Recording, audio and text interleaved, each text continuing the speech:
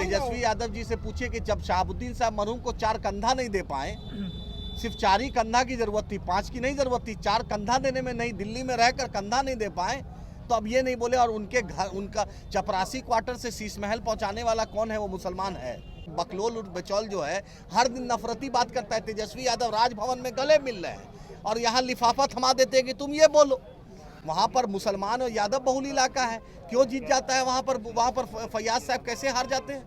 Bhola Yadav MLC भी बनेंगे, Sanskrit board के चेयरमैन भी बनेंगे, एमएलए भी बनेंगे, सब कुछ वही बनेंगे, लालू जी के पीए भी बनेंगे और नोट भी कमाएंगे। ईडी का दरवाजा भी उन्हीं क्या खुलेगा, और बकार और जलाल और फैसल और राना और आदिल क्या करेंगे?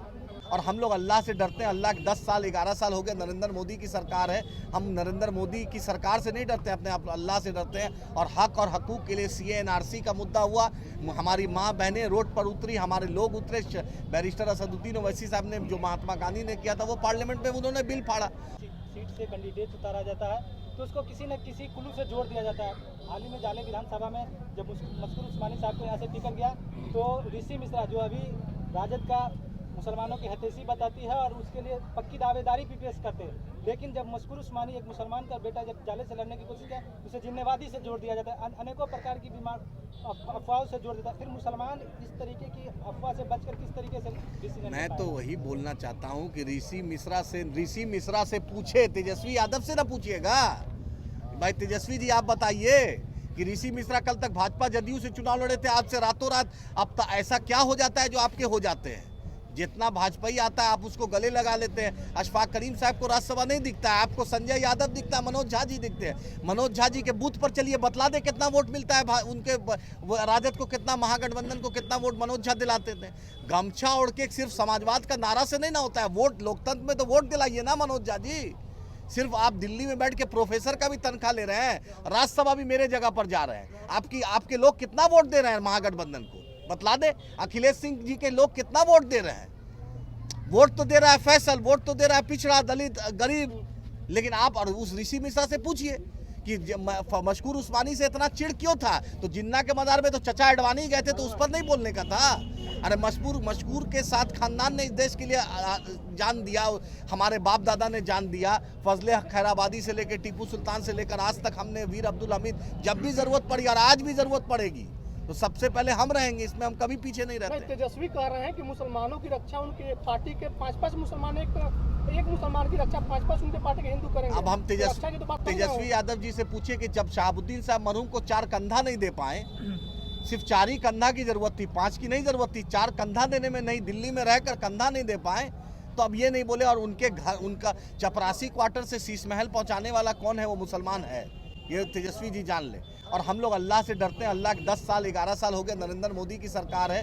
हम नरेंद्र मोदी की सरकार से नहीं डरते, अपने आप अल्लाह से डरते हैं। और हक और हकूक़ के लिए सीए एनआरसी का मुद्दा हुआ, हमारी माँ बहनें रोड पर उतरी, हमारे लोग उतरे। बैरिस्टर असदुद्दीन ओवैसी साहब ने जो महात्मा गांधी ने किया था वो पार्लियामेंट में उन्होंने बिल फाड़ा और लोगों में जन चेतना की। हम हिंदू मुसलमान में फ़र्क नहीं देते। तेजस्वी जी आपसे हम हिस्सेदारी चाहते हैं। अगर आप इतना मुसलमानों के हितैषी हैं तो एमआईएम को क्यों जगह नहीं देते? एमआईएम का एमएलए प्यारा है, एमआईएम का जो खेत का फसल प्यारा है, लेकिन एमआईएम का खेत प्यारा नहीं है। नहीं, आप हार्डकोर मुस्लिम का हम कोई हार्डकोर मुस्लिम के अब पॉलिटिक्स नहीं करते। आज रेवंत रेड्डी जो कांग्रेस के चीफ मिनिस्टर हैं वो भी इस बात का एतराफ़ किए कि बिना एमआईएम के, बिना बैरिस्टर असदुद्दीन ओवैसी साहब के, बिना अकबर साहब के हैदराबाद और तेलंगाना में इंसाफ नहीं हो सकता, डेवलपमेंट नहीं हो सकता। आज रेवंत रेड्डी बड़ा भाई और छोटा भाई बोल रहे हैं, जो एक प्रदेश का मुख्यमंत्री है। तेजस्वी तो अब डिप्टी सीएम है। कांग्रेस जैसी इतनी बड़ी पार्टी, और हम लोग यूपीए 1 यूपीए 2 में डॉक्टर मनमोहन सिंह साहब की सरकार की सबसे बड़ा मजबूत अगर वकालत किसी ने किया, वाईएसआर साहब की सरकार बनाने में किया, उसमें एमआईएम ने किया। तो मुसलमान को टिकट आप लोग देंगे? हम लोग तो चाहते हैं कि फैसल जैसे नौजवान आगे आए और उसके बाद टिकट का फैसला तो बैरिस्टर साहब करेंगे। लेकिन हम चाहते हैं, मेरे सामने एग्जाम्पल है, हम लोग जैसे लोग चुनाव लड़े हैं, राणा भाई लड़े, वकार साहब लड़े, हम तो चाहते हैं दरभंगा ग्रामीण से मेरा जिला अध्यक्ष इंशाल्लाह लड़ेंगे तभी जीतेंगे। हम लोग काशीराम को मानते हैं। वकार सिद्दीकी साहब की कोई भूमिका होगी विधानसभा में? हम चाहते हैं वकार साहब, हम तो चाहते हैं, मेरी रोज़ा रख के दुआ कर रहे हैं कि अल्लाह मेरी, अगर दिन भर की एक दुआ है तो मैं चाहता हूँ फैसल साहब, वकार साहब, राणा भाई, जलाल साहब, अल्लाह इनको सदन की सदस्यता दिलाए।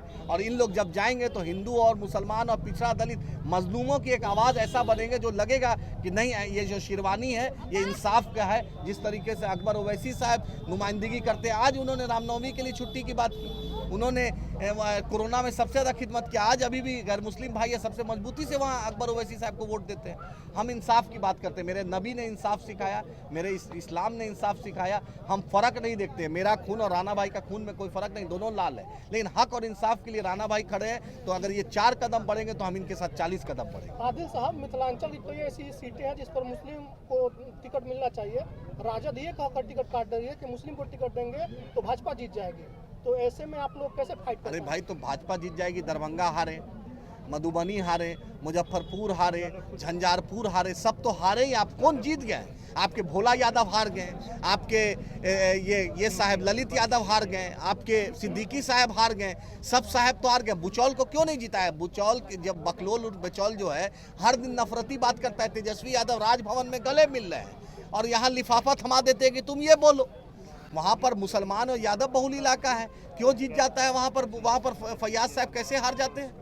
मेरी सीट है, कैसे आप जीत जाते हैं? भोला यादव MLC बनेंगे, संस्कृत बोर्ड के चेयरमैन भी बनेंगे, MLA भी बनेंगे, सब कुछ वही बनेंगे, लालू जी के PA भी बनेंगे और नोट भी कमाएंगे। ईडी का दरवाजा भी उन्हीं क्या खुलेगा। और वकार और जलाल और फैसल और राणा और आदिल क्या करेंगे? तो जितना हक है लेके रहेंगे इस बार? हक है, मुझे उम्मीद है कि जिस तरीके से वहाँ कांग्रेस लीडरशिप भी इस बात को समझेगी और राजद की लीडरशिप भी समझेगी, तेजस्वी यादव गुरूर अपना तोड़ेंगे और ज़मीन पर आएंगे, तो उम्मीद है कि MIM का साथ लेकर भाजपा को हम लोग मिलकर इंशाल्लाह हराएंगे।